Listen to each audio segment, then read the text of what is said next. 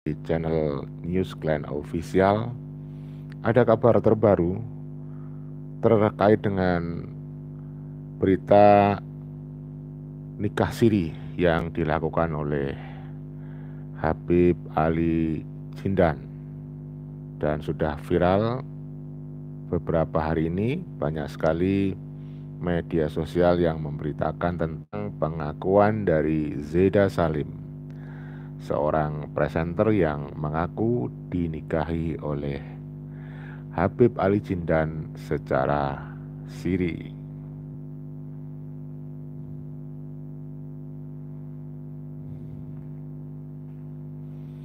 Oke, terima kasih bagi yang sudah bergabung.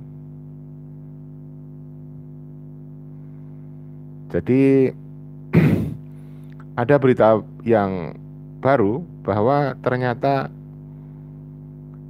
orang yang pernah dimodusin oleh Habib Ali Jindan ini tidak hanya di Jeddah Salim, ada pengakuan dari seseorang wanita yang ya menarik. Saudara, memang fenomena nikah siri itu seperti halnya itu kalau diibaratkan seperti gunung es ya. Jadi sebenarnya banyak dilakukan oleh orang-orang baik dari kalangan mahasiswa, kalangan pejabat, artis gitu, dan ini kebetulan menimpa Habib Ali Jindan dan korbannya kemudian merasa dirugikan dan dia kemudian membuka itu di publik. Namun sebenarnya banyak dan memang yang dirugikan adalah pihak perempuan. Biasanya selama pihak perempuan itu tidak dirugikan, dia akan menyimpan rahasia itu. Menyimpan rahasia tentang pernikahan yang telah dia lakukan secara siri dengan suaminya. Kasus-kasus itu kan baru muncul ketika salah satu pihak, terutama pihak perempuan, itu merasa dirugikan. Artinya pihak laki-laki yang sudah menikahi dia itu tidak bertanggung jawab. Itulah kenapa kemudian kasusnya si Jeddah Salim ini mencuat ya saudara. Nah, ada banyak alasan ya seseorang melakukan nikah siri. Saya tadi itu mewawancarai seseorang warga, saya tanya apa pendapatnya kira-kira kalau seseorang itu melakukan nikah siri. Coba kita dengar warga ya, pendapatnya warga seperti ini. Kalau orang itu sudah cukup, bahkan sudah punya istri pertama, lalu nikah lagi punya istri kedua, nikah siri, apa rasanya? Karena tidak diboleh sama istri yang pertama. Tidak dibolehkan nikah lagi. Makanya nikah siri supaya sembunyi biasa bisa nikah siri. Jadi berarti ada yang nggak beres ya? Ya bisa saja seperti itu. Ini Sweden namanya. Lalu kalau kusnudonya gimana? Kusnudonya ya senang-senang. Senang-senang. Berarti untuk awan nafsu no, kalau namanya senang-senang. Ya nikah siri, walaupun nikah siri tapi kan ya dan nikah siri juga ya boleh lah nikah siri. Tapi kan tidak diakui negara tapi agama secara agama sah nikahnya. Kalau ada oknum pendakwah Ya. itu nikah siri, itu gimana menurut sampean? Bagus nggak? Ya itu kembali lagi ke pribadinya masing-masing. Ya semuanya itu tergantung masing-masing. Kalau di agama ya nikah siri kan diperbolehkan. Bagaimana kalau kemudian tidak bertanggung jawab? Kalau nggak bertanggung jawab, habis itu ditelantarkan, Itu yang dinikmati 1-2 kali gitu, ya. Ditinggal. Ya kalau ditinggal itu kan menjadi problem ketika bakalan ya berdosa, kewajibannya di mana? Oke, terima kasih Pak. Sukses selalu. Amin. Ya, betul sekali, ini ada yang sudah komen, terima kasih Mbak Kusuma. Betul sekali bahwa terjadinya nikah siri itu sebenarnya yang paling dirugikan adalah pihak perempuan. Sebelum saya membahas siapa wanita atau cewek atau perempuan yang juga dimodusin oleh Habib Ali Jindan ya, ternyata tidak Jeddah Salim.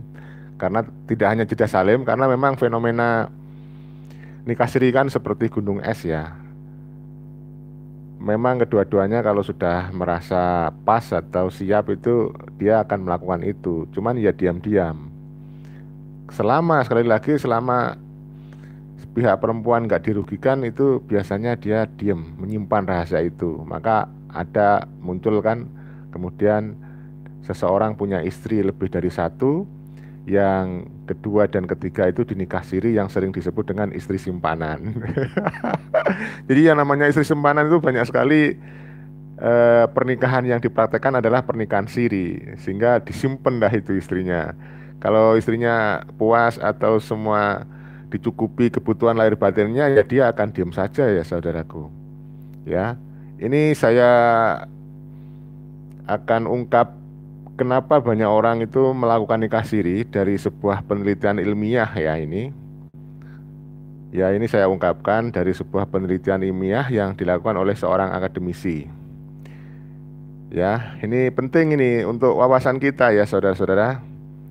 Ini penelitian dilakukan oleh Ibu Siti Umu Adilah dari Fakultas Hukum Universitas Islam Sultan Agung Semarang. Ya, beliau menjelaskan bahwa realitas perkawinan siri adalah seperti fenomena gunung es. Betul, itu berarti seperti yang tadi saya sampaikan, banyak terjadi di masyarakat. Namun, nah ini hanya sebagian kecil yang muncul di permukaan. Ini hasil penelitian ya. Dan umumnya dipublikasikan ketika pelaku atau bisa jadi itu pejabat publik atau bisa jadi masyarakat, tokoh masyarakat ya seperti Habib Ali Jindan ini kan sudah termasuk tokoh masyarakat ya, karena dia sudah punya jamaah, punya majelis yang masyarakat itu percaya pada dia. Itu sekarang ya, sekarang sudah nasab itu dibatalkan. Nasab oknum Habib dari klan Ba'alawi dibatalkan setelah ada penelitian ilmiah dari Kiai Haji Imaduddin Utsman. Kecuali pihak klan Ba'alawi itu berhasil atau mampu membantah dengan bukti-bukti ilmiah juga. Baik, saya lanjutkan ya. Dampak negatif dari perkawinan siri dialami oleh banyak wanita. Biasanya si istri jelas ya. Dan anaknya jika suaminya tidak bertanggung jawab. Jadi perlu digarisbawahi. Kalau bertanggung jawab, yang namanya bertanggung jawab ya semuanya dipenuhi ya tentu aman-aman saja. Dia tidak akan mau protes.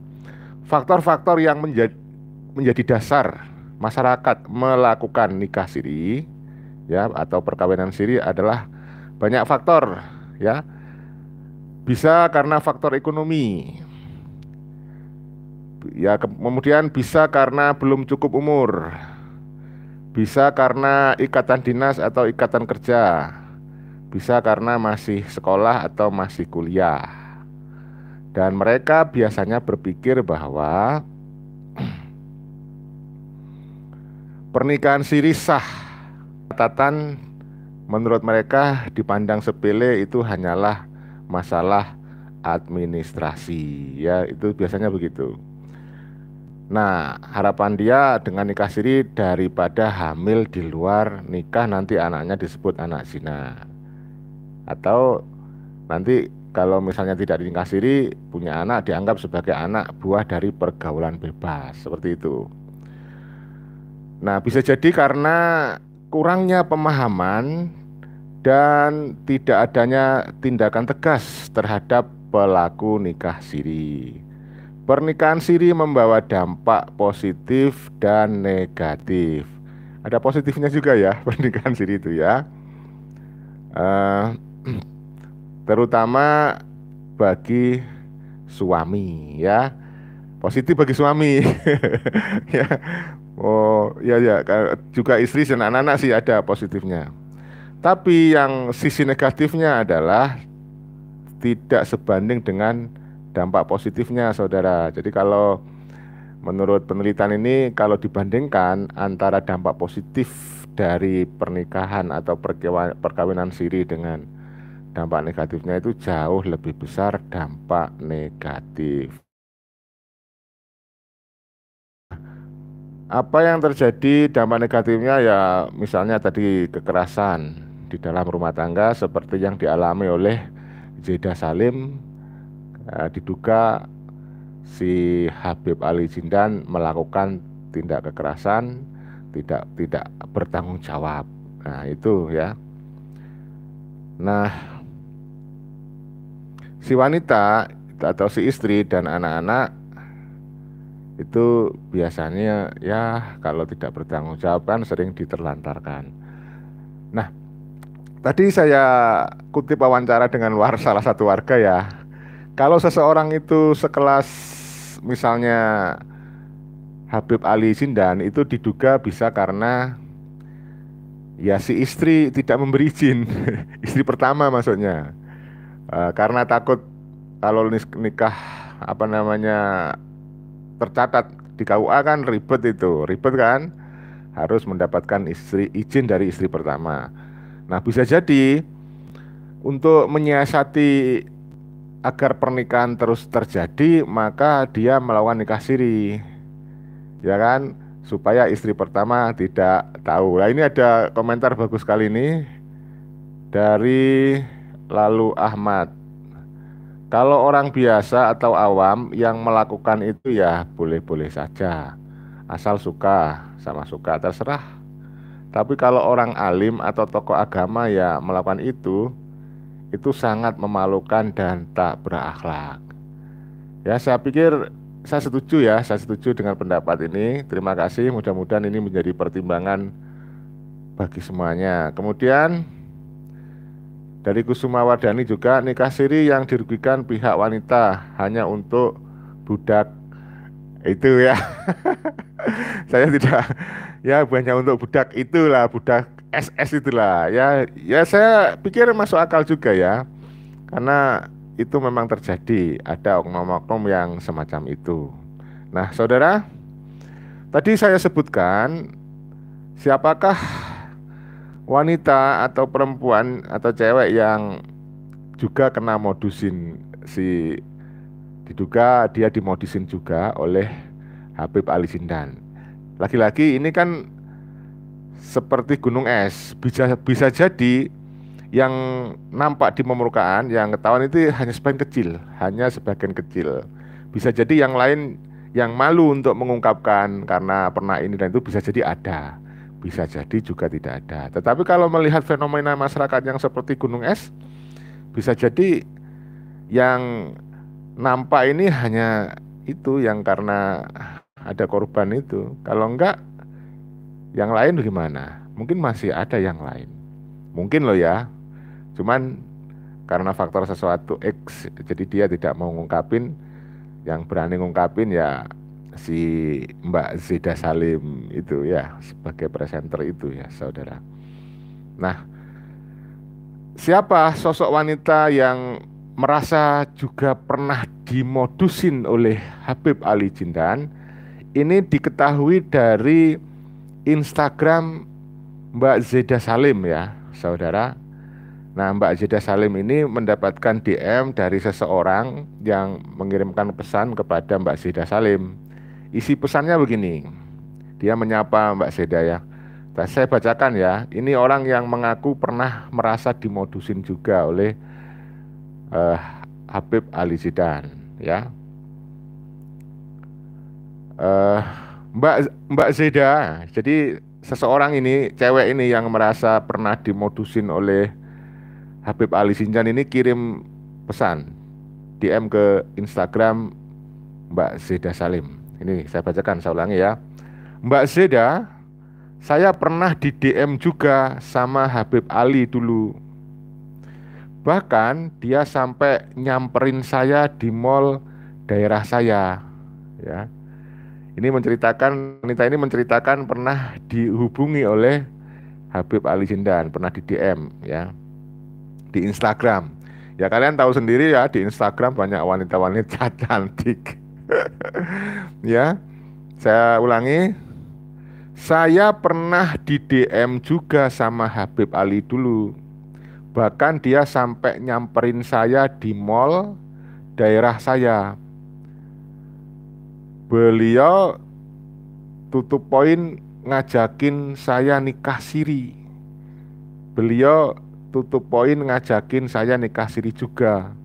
Setelah saya tanya, apa sudah izin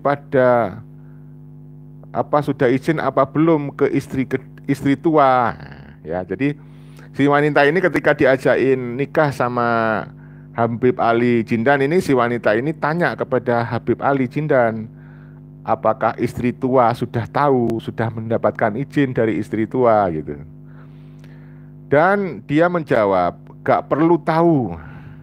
Jadi Habib Ali Jindan menjawab, gak perlu tahu. Maksudnya istri tua gak perlu tahu ya. Terus saya tanya, loh yang dirugikan ya pihak perempuan, soalnya nanti kalau punya anak kan kasihan kalau nikahnya gak resmi. Dan dia sengaja jawaban akan diucapkannya cuman aku tolak mbak. Jadi wanita ini setelah ditawarin nikah siri oleh Habib Ali Jindan itu menolak. Karena dia mengatakan yang dirugikan adalah pihak perempuan. Saya lanjutkan ya pengakuan dari perempuan ini. Aku udah punya feeling pasti dia orangnya kok agak lain ya. Mudah banget ngajak nikah siri. Nah, jadi dia curhat nih si wanita yang merasa dimodusin oleh Habib Ali Jindan. Ya, mudah banget sih si Habib Ali Jindan ini ngajakin nikah siri ya. Ternyata benar dugaanku sekarang orangnya apa ini ya? Sebentar. Ternyata benar dugaanku sekarang orang yang kelihatannya paham agama pun tidak menjamin. Nah, itu saudara, mudah-mudahan Anda paham. Ini beritanya viral.